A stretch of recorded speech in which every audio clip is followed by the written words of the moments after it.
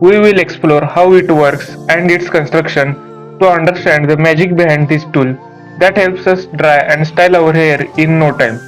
Let's get started.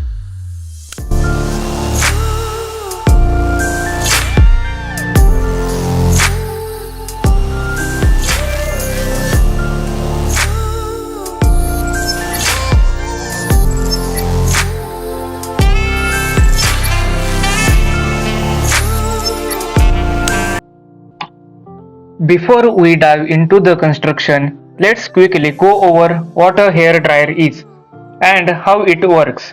A hair dryer, also known as a blow dryer, is an electrical device used to blow hot or cool air over damp hair to accelerate the evaporation of water, resulting in dry and styled hair.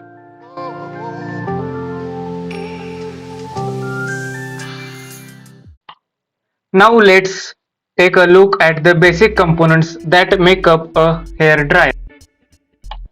The main components of hair dryer are heating element, fan, nozzle, and control buttons. The fan inside the hair dryer is responsible for drawing in air from the back and pushing it towards the heating element. This heated air is then expelled through the nozzle.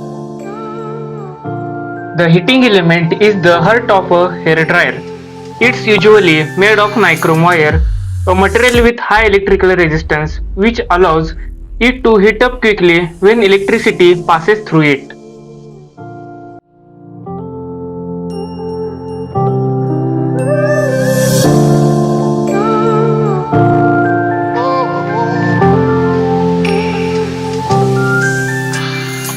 When electric current is passes to the fan will started to rotate. The centrifugal movement of the fan blades draw air in through the small round air inlets in the side casing of the hair dryer. The airflow generated by the fan is directed down the battle of the hair dryer over and through the heating element. As the air flows over and through the heated element, the generated heat warms the air by forced convection. The hot air streams out the end of the barrel. The fan rotates rapidly, drawing in more air and increasing the air. Okay, let's understand wiring diagram of the hair dryer. The wiring diagram consists of one switch, one diode, one full wave rectifier, and a plug. Also, a nichrome heating element is required and one BLDC motor. Okay, let's learn about wiring connection.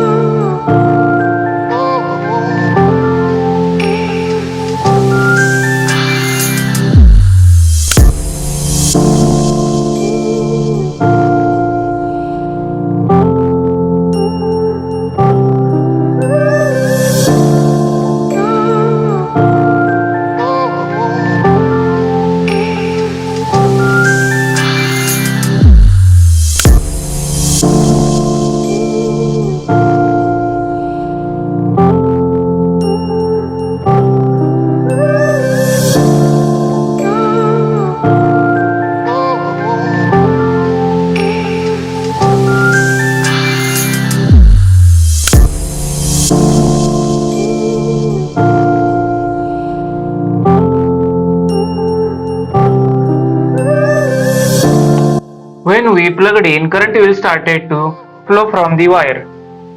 If the switch is in on condition, the current will flow through the switch. If the switch is in off condition, the current will not go further. When switch is in on condition, the current will started to flow from this switch.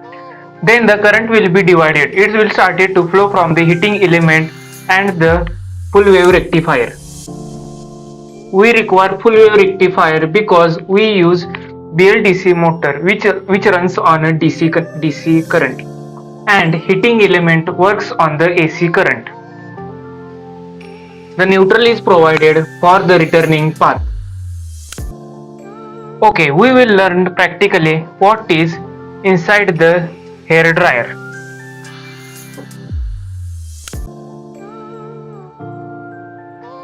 So if we take a look at here, see that we have got nichrome wire.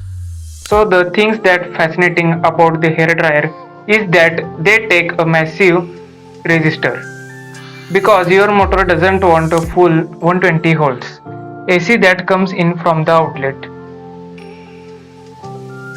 It wants a DC power. It needs to run on DC power. It needs to run on 12 volts.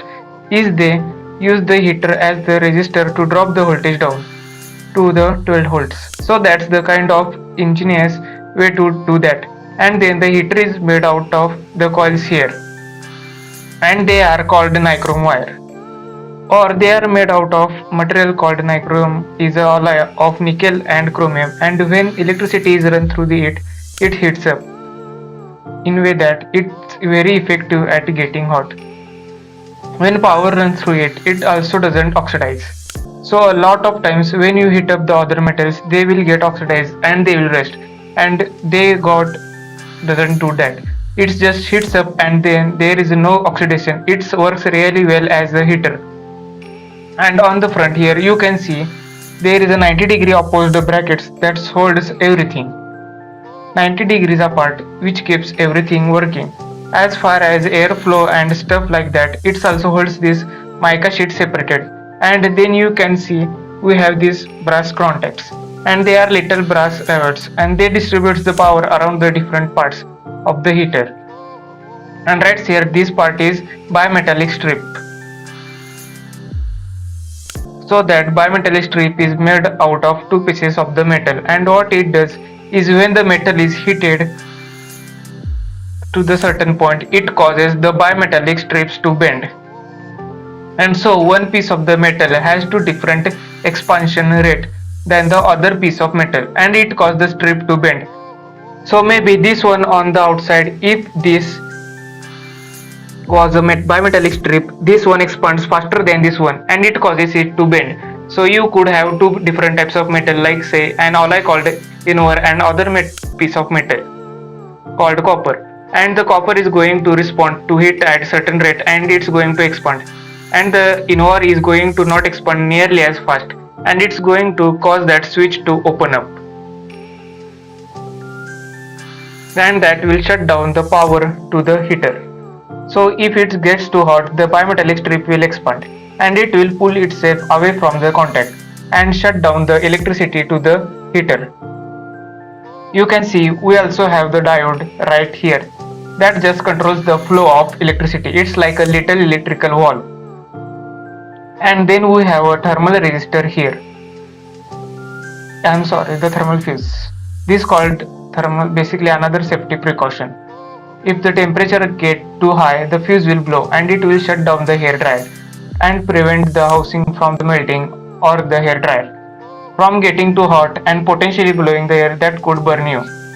And so remember, the heater has the function as the resistor, and it is dropped to voltage down to the 12 volt, but it's still AC power, which means alternating current.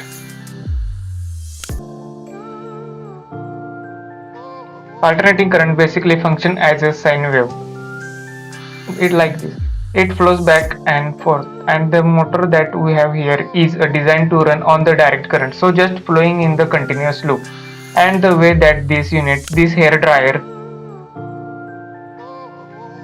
deals with that is these four diodes. You can see them 1, 2, 3, 4, and so what those, they function like a bridge rectifier. They convert the AC power into DC power, and they do it is in the diodes are very inexpensive. So once the voltage is dropped, the power is converted. The fan begins to spin, and so the fan turns, and the air, it pulls the air in, and you can see these lowers right here. They helps with the airflow so that it. But inside the motor is a copper winding, and there are some magnets, and the electricity causes the motor to spin, and it pulls the air through the past the heater. And the reason why you do this is that heated air or hot air can hold a lot more moisture than the cool air, so it dries your hair and lot more quickly. Old hair dryer used to be about 100 watts, maybe just little bit more than that.